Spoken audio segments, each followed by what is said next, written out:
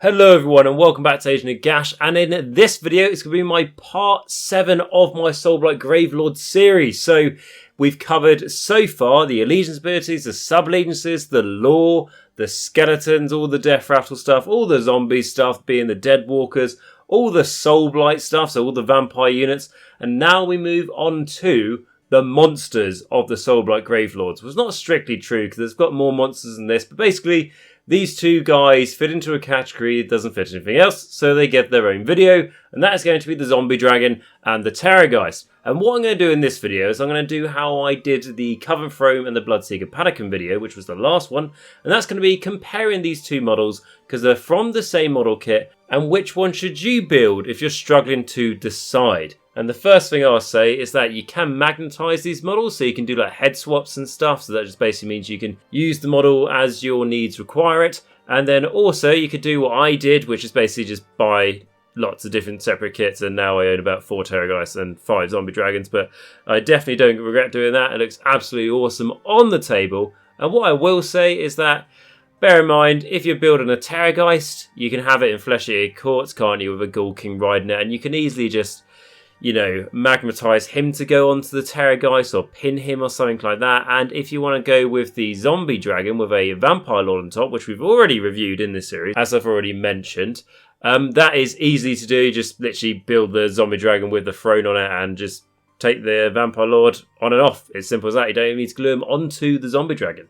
Okay, so now we've got all that sort of hobby stuff out of the way. Let us go into our first one we're going to review, which is going to be the Zombie Dragon. The reason for that is because it's cheapest in the points. So I always like reviewing the cheapest one in the points, so then we can see what we're going to get here, and then what are we really getting out of spending a bit more points by taking the Terrorgeist instead. And I do believe that the Terrorgeist and the Zombie Dragon used to be the other way round. The Zombie Dragon used to be more in points, but the Terrorgeist has always been sort of the stronger one on the War Scroll alone, so it was always weird that it was cheaper.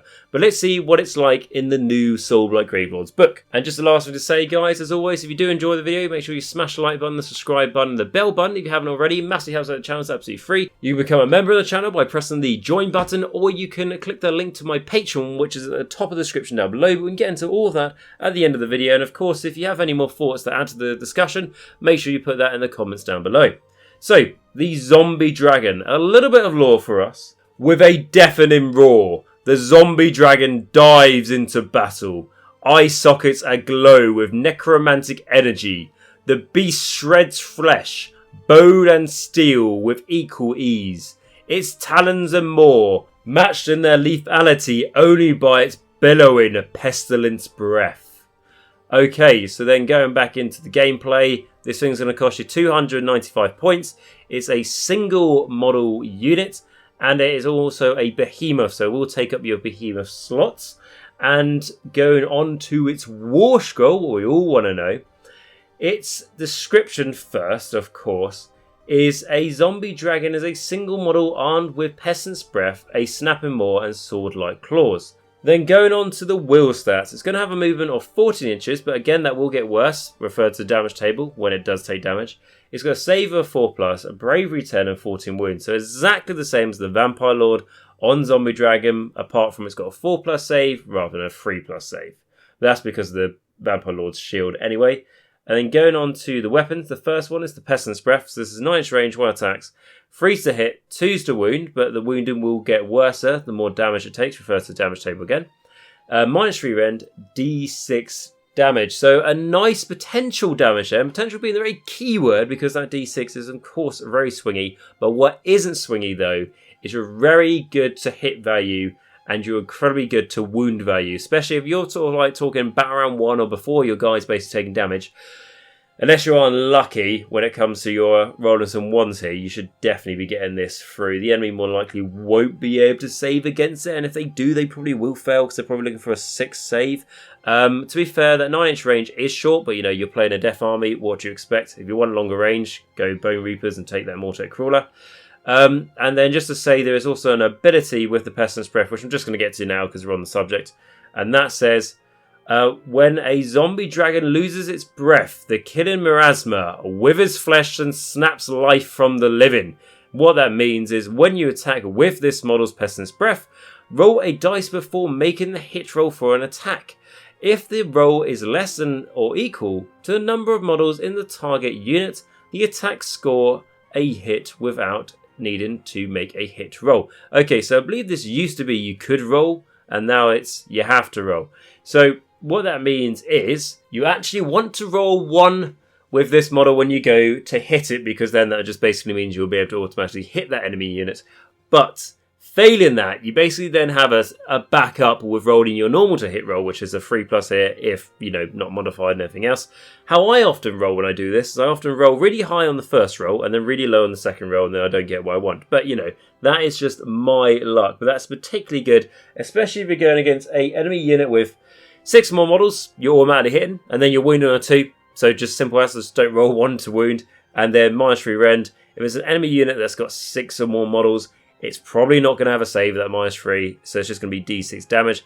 And if it has got 6 more models, chances are maybe they're just 1 wound apiece, 2 wounds apiece. So you could be killing, up to 3 sort of 6 models here if you got very lucky. So I do like the Pestilence Breath, and I think it's definitely worth talking about because there are not a lot of ranged attacks in Death, and this is one of the only ones within Soulblight Gravelords. So then going on to the meta weapons though, where the damage is really going to come in. First one is the Snapping Maw, so this is 3-inch range, 3 attacks, force to hit, freeze to wound, -2 rend, d6 damage. So just your standard dragon attack really, if you have many dragons left in Age of Sigmar these days that aren't special, like a Maw Crusher or a Stormcast Dragon, etc. But again, it is very good, but it's just swingy with that d6, and that 4+ to hit is not nice. But like I've mentioned countless times in all the other Soulblight Gravelord videos, I pretty much take Manfred von Carstein or Manfred Mortlock on the Knight as a auto-include in my Soulblight Gravelords armies just to get me that command ability he has got that gives me that +1 to hit and +1 to wound. So now that is freeze to hit, 2 to wound. Like, just automatically do it without question, because that force to hit is not nice, particularly when you really want to rely on the Dragon Maw attack. So yeah, take Manfred in to help it, but it could do potentially a lot of damage here. But where most of the average damage comes from the Zombie Dragon, I find when I've used it, is the sword-like claws. So this is a 2-inch range. It starts with 7 attacks, but will get worse. Force to hit, freeze to wound, -1 and 2 damage. The reason why I find this to be the most consistent damage is because it's the most attacks and it's not a swingy. Well, it's the only attack this Zombie Dragon's got that doesn't swing, because it's just a flat 2 damage, and it's got -1 rend. And take Manfred, like I said, you hit on freeze, wound, and 2. What's not to love about that? And 7 attacks is a decent amount of attacks. Because usually when I do take a Zombie Dragon, I'll be honest, I usually take a Vampire Lord on top of it. But again, like I was mentioning, I build the Zombie Dragon with the throne on it, and then I just don't glue the Vampire Lord on, just because it makes everything a lot easier, and then you can use the model how you like to. And so I usually use the Zombie Dragon with a Vampire Lord on it, but I have used it before without the Vampire Lord, but I'd only do that if I didn't have that extra points, because it's definitely worth getting the Vampire Lord on top for all the other bonuses you get. But without it, the Zombie Dragon's still pretty good, just under 300 points. Has a lot of wounds. It's 4+ save, it could be better, but, it could be worse. And its damage is good, but the only problem with its damage is just it's very swingy. Whereas if you've got the Vampire Lord on Zombie Dragon, then the damage is less swingy and it's more consistent because you've got the Vampire Lord's own weapon, depending if you want to go with the sword or the lance. I'd definitely say go with the lance. I explained that all when I reviewed the Vampire Lord and Zombie Dragon, why, and that's just because the damage output it can do is huge without you sort of relying on these swingy d6 damages. So that is the Zombie Dragon, and I'll just go over the keywords. We've got Death, Soulblight, Gravelords, Monster, and Zombie Dragon. So yeah, if you take the Vampire Lord on top of it, you're gonna get your extra hero keyword there. You're gonna get Vampire. It helps so many things, especially if you go Castle, etc. But like I said, in this video, we're not reviewing the Vampire Lord and Zombie Dragon, despite mentioning it every 2 minutes. We are reviewing just the normal Zombie Dragon, which we have done. And then we'll go on to the Terrorgeist, but I do just also want to mention that when I said that this thing was a behemoth, it's also going to be a battle line if you do take it in Avangori Dynasty army. So again, when we review the Avangori Dynasty, like I said, it wasn't the most competitive one out of all the dynasties and bloodlines and everything for the Soulblight Gravelords, but what it is it's one that you can have a hell of a lot of fun with because it's still alright, and you can just take, monsters as a battle line. If you look at a unit of Blood Knights and you go, that's just too many models to pay for a battle line in my army, 5 is too many, and you just want one, go Avangori, and then it just translates well into a Flesh-Eater Quartz Gristlegore. Same sort of thing with the Zombie Dragons and Terrorghiest. Right, okay, so that is the Zombie Dragon. Then we're going to go on to the Terrorgeist. So, the Terrorgeist, a little bit of lore for us. The Terrorgeist is a bloodthirsty undead beast whose piercing cry scythes through the enemy as it plunges into the fray. Should the creature be slain, another horror awaits its foes, as hundreds of shrieking bats burst from its remains to ravage those nearby. Lovely creature, that's why you've got to own so many of them. Then going on to it's basically in the game, it's going to cost you 305 points, so only 10 points more than that Zombie Dragon, but you know, it is more points. Again, it is Behemoth, and it is a unit size of 1. And then just to also mention, skip down to it right now to tell you, it's battle line if it is an Avangori Dynasty army as well, like the Zombie Dragon. So again, you want to go on Monsters Dynasty, you want to have a lot of fun, go for that one. And then yeah, going on to its War Sculpt, we have a description. So a Terrorgeist, a single model, armed with a Death Shriek, Fanged Maw, and Skeletal Claws. Going on to its will stats, it's got a 14-inch movement, again will get worse. It's got a 4+ save, bravery 10 and 14 wins, so exactly the same as the Zombie Dragon. It's very easy to compare there. Then going on to its weapons, we have the Death Shriek, so it is a different missile weapon, which is a 10-inch range, 1 attack, and then to hit, to wound, rend, and damage is all stars and dash, which means we're going to refer to the ability for the Death Shriek down below now. So, do not use the attack sequence for an attack made with this model's Death Shriek. Instead, roll a dice and add the Death Shriek's value shown on this model's damage table, which starts at 6 and does get worse, refer to damage table obviously. If the total is higher than the target unit's bravery characteristic, the target unit suffers a number of mortal wounds equal to the difference between its bravery characteristic and the total. Okay, so this is completely dependent on what sort of army you're going against. You know, if you're going against Skaven, Gloomspite, Gits, Orcs probably as well. Probably a lot of destruction stuff basically, or Skaven. Anything with low bravery, this is going to do wonders, right? But you can't always guarantee that, obviously, so it's a bit of the luck of the draw. But it is always worth remembering, because you could do quite a bit more wounds here. If you roll a 6 on this, and obviously you've got 6 to start with on your damage table for the Death Shriek, that's 12. And let's say the enemy's bravery is, let's say it's 8, which isn't a bad bravery either. That's 4 mortal wounds. Boom, like that. Or their bravery was, let's say, I don't know, 4. Then that's 8 mortal wounds. You know, absolutely huge. The only thing I will say, though, is just bear in mind that when you, I don't know, let's say you're looking to charge an enemy unit, this guy deep strikes onto the table 9 inches away from the enemy, let's just say, as that's something that people have done in the past. And then you see an enemy unit, you go, ooh, a deep strike 9 inches away from them, I've got a range of 10, so I've actually got some capabilities to shoot them. You shoot them, you kill one model, they take away that model closest to the Terrorgeist, and that Terrorgeist charge has become much harder, if not impossible. So just bear in mind, if you do want to charge that enemy unit, the Death Shriek may be a downfall, but you know, if you manage to chuck 4 more wounds at them, then it's still pretty good. Okay, so that is the Death Shriek. The next thing is the Skeletal Claws. So this is a 2-inch range. It starts with 4 attacks. Again, refer to damage table, as it will get worse. 4's to hit, 3's to wound, -1 rend, D3 damage. So comparing this essentially to the Skeletal Claws from the Zombie Dragon, the Skeletal Claws, or the Sword-like Claws, I think it was called, are better. And the reason for that, in my opinion, is just because the flat 2 damage is great and it starts at 7 attacks. So that is just flat out better. But then going on to the Fanged Maw. So this is exactly the same as the Zombie Dragon, but there is an ability attached to it, but just read through it again. So this is a 3-inch range, 3 attacks, 4 to hit, 3 to wound, -2 rend, D6 damage. Again, a nice attack for all the reasons I mentioned with the Zombie Dragon. And then going on to the Gaping Maw. So this is where this model gets very good. It is, if the unmodified hit roll for an attack made with this model's Fanged Maw is a 6, that attack inflicts 6 mortal wounds on the target and the attack sequence ends. Do not make a wound or save roll. So this is one of the reasons why people don't really like fighting Terrorgeist, but you know, there are other reasons than that, but it's all been changed and it got nerfed, etc. But the fact remains, this is an ability that stayed the same, that is very, very good, and that makes the whole D6 swinging damage, which I was talking about the Fanged Maw when I was talking about the Zombie Dragon, just so much more reliable. I get it. It's on a 6. You might not get a 6, but I mean, I'm not saying it's in the maths hammer and, you know, the odds and everything, but a lot of the time, I don't know, I'm just being lucky, but I'd roll my 3 attacks and one of them be a 6, and it's just a flat 6 mortal wounds. And again, it's instead of normal damage, that's fine, because the normal damage is d6 damage. And I'd almost imagine this is the first time I was ever reading this ability, I'd thought it would be on a 6, it's d6 mortal wounds instead of normal damage, rather than just a flat guaranteed 6.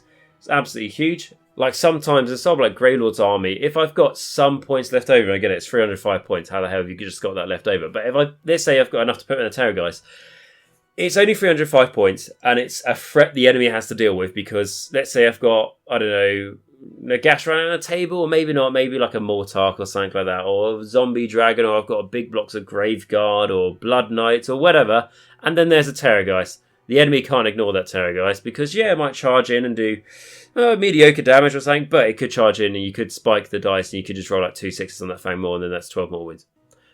Plus the other damage it did. So the Terrorgeist can be like a mortal wound machine, and that's why the enemy can't ignore it, and it's a huge threat they have to deal with, and if they don't deal with it, like I say, it's going to be tearing their arsehole a new one. And what that means is that it's only cost you 305 points, and the enemy's probably going to have to spend more than 305 points to deal with this threat. And bear in mind, you've got everything else in your army doing problems to the enemy. So this is just like a bonus thing. It's like, yeah, just chuck that in, and then that's your... When I was playing competitive, I'd always go like, your army wants to have at least 3 threats in it, and this is one of them. And it's just a nice, easy threat, very independent, can do what it needs, and does that very well. So yeah, the Terrorgeist is definitely fantastic, in my honest opinion. Usually have a Ghoul King on it, but this is obviously Soulblight Gravelords, so it's not Flesh-Eater Courts. And then going on to its last bit, it's got Infested. So if this model is slain before this model is removed from play, each unit within 3 inches of this model suffers D3 mortal wounds. So that's very good. It's created some quite funny narrative moments I've had where there was like, I think I had one time a Terrorgeist was like slaughtering Liberators left, right and centre, and then like the last Liberator left with a Grand Hammer managed to crack open the skull of the Terrorgeist, which I named the Terror of the like Hanging Woods or something like that because I made a big scenic base for it. Anyway, the Grand Hammer cracks open its skull, and when it's finally slayed the Terrorgeist, unfortunately, Lucius, the Grand Hammer Liberator, was torn apart by bats. So, fun times, right? And again, it will hurt yourself, it will hurt friendly units, but chances are you're just going to fling this thing at the enemy anyway. It's going to do like a flanking thing and fling into the enemy. It's going to get stuck right into the enemy, so it'll probably be more of a problem for them than you. And it's not on a 2-up, it's D3 more wins, just flat D3 more wins, which is good. Also, this model, the Terrorgeist, can fly, and so can the Zombie Dragon as well, in case I didn't mention that. But yeah, they can fly despite their wings being tattered, but you know, it's magic. Why wouldn't it work? And then going on to the keywords, we've got Death, Soulblight Gravelords, Monster, and Terrorgeist. And again, it is going to be battle line in an Avangori Dynasty army. So, always good to note on that one. And then what I will say as well is basically coming up to which one should you build. It's, again, completely up to you. They're both good. They both have their uses. What I would say is the Terrorgeist, flat out, compared to the normal Zombie Dragon, without riders, the Terrorgeist is definitely better. If you go into riders, then it's like, well, the Ghoul King one with on top of a Terrorgeist and the Vampalon Zombie Dragon on top of a Zombie Dragon. They're both playing different armies. It's hard to compare them exactly. So we're just comparing them without a hero mounted on top, and the Terrorgeist is definitely better. It's definitely worth the extra 10 points if you can afford it. And if you can't, then there you go. The Zombie Dragon's still good, but you'll just be able to make more out of the Terrorgeist. I feel like out of the two, the Terrorgeist will probably have the less chance of disappointing you, of going, oh, it just rolled pretty badly on its, D6 damages, and it's a bit disappointing. The Terrorgeist, again, like I said, its claws are D3 damage, so that's swingy, but just you're fishing for those 6s to hit really on those mortal, for the mortal wounds on the Gaping Maw and the Big Fanged Maw for that Terrorgeist. You're looking for those 6s to hit, to do those 6 mortal wounds. That's what you're after. Everything else is just kind of mediocre, but the reward for getting those 6s to hit makes up for the mediocre stuff, basically. And yeah, it's not bad. It's not too expensive either. But what I would say is you're probably going to use a Vampire Lord on a Zombie Dragon much more in this army than you would a Terrorgeist. So in this kit, I would build the Vampire Lord Zombie Dragon. That's how I would do it. And again, you know, that's not what we're really reviewing in this video, but as it's part of the same kit, I have to mention it basically. And then there's that conversation, who's better, Vampire Lord, Zombie Dragon, Prince of Hordre? I discussed that in my Soulblight Vampire video review, right? But it basically came down to Vampire Lord and Zombie Dragon. It's just that bit better because he can have command traits, artifacts, etc. But there's still a place for Prince of Hordre. But what I would do for you guys if you were building this model, I would, like I say, make it so it's the Vampire Lord and Zombie Dragon. However, it doesn't really matter too much because I would just say magnetize the head so you can swap the head over so you can make it a Terrorgeist. And then the only thing you would have is the Terrorgeist has like a throne on its back, if you like. Because, you know, obviously that's how the Vampire Lord and Zombie Dragon sits on it. And if it's just a Terrorgeist without a mounted character, then why has it got a throne? I mean, honestly, I wouldn't worry that much about it. Nobody cares. And if you're thinking aesthetically, does it look right? I mean, I've converted up and made my, one of my Terrorgeists with a Gulkin on top, use the throne itself to sit upon the mighty Terrorgeist. So it all works out as well, because then you could use that throne to help yourself magnetize a Gulkin going on it, and then, you know, there you go, it's your start of your Flesh Eater Core army, right? Or if you already play Flesh Eater Cores, you already collect them, here's another Terrorgeist you can make the most out of. And yeah, I think that pretty much sums it up, guys. So again, if you've got any thoughts that you agree with me, disagree with me, you've got any questions, put it down in the comments down below. I'll try and answer those questions best I can, and just be great for us to learn. And like I say, anything you disagree, put that down below, because I might learn something, everyone else watching this video might learn something, because we all have different experiences with our armies in the games, particularly with the Zombie Dragon and Terrorgeist in this video.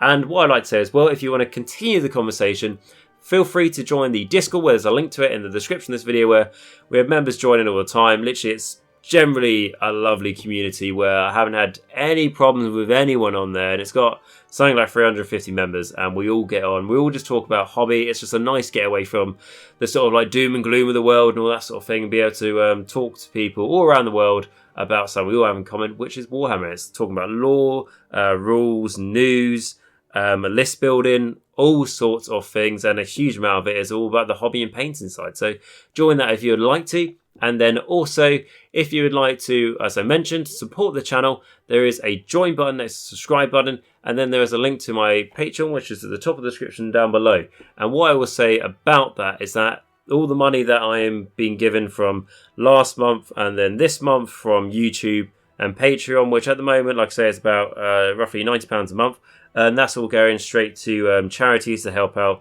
the situation in Ukraine. So that's things like the Red Cross and stuff like that. And I actually did a donation from the channel last night, which was £100. So that's just to let you guys know that all the support you've given to the channel has gone directly to help people who really need it over there, refugees, etc. I think it was something like £60 or £70 bought like 60, you know, those like thin mattresses you can use for camping and all that sort of thing. So the money you guys have given to the channel has managed to make people, you know, like 60 people, if not more, sleep easier at night. Or it said something along the lines of the £100 allows them to be able to set up enough equipment for a medic in a refugee camp or something like that, or supplies the medic with the medical supplies they need to be able to do their job over there, which is absolutely amazing. I just thought something to just tell you guys, you know, fantastic. Thank you for that support.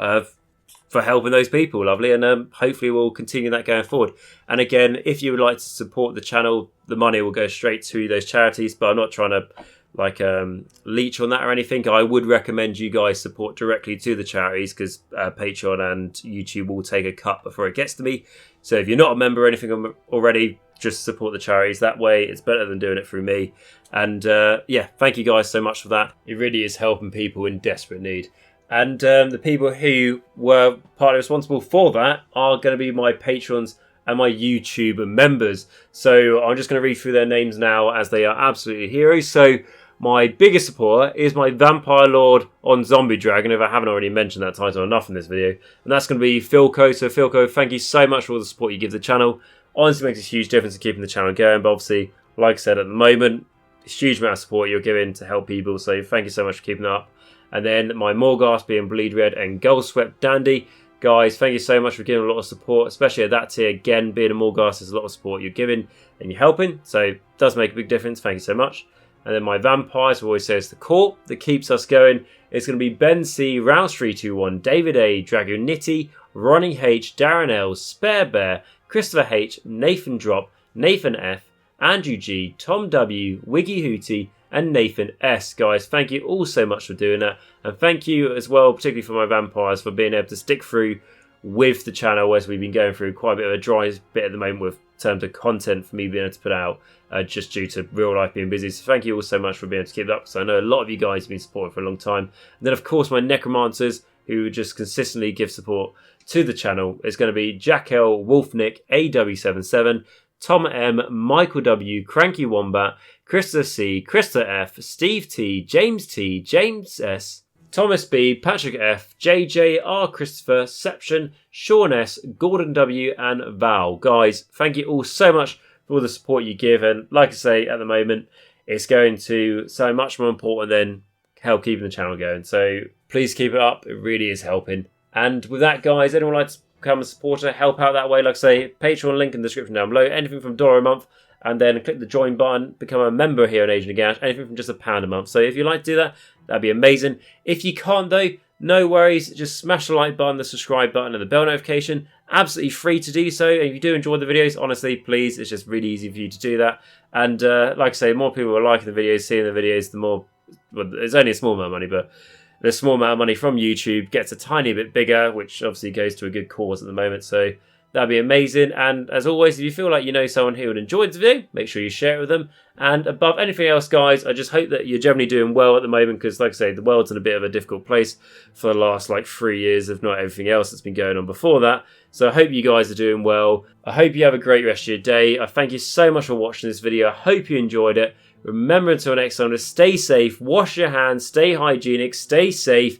The other things I say, wear a mask if you got to, and then beyond that is, remember, more importantly, is that Nagash is all, and all is one in Nagash.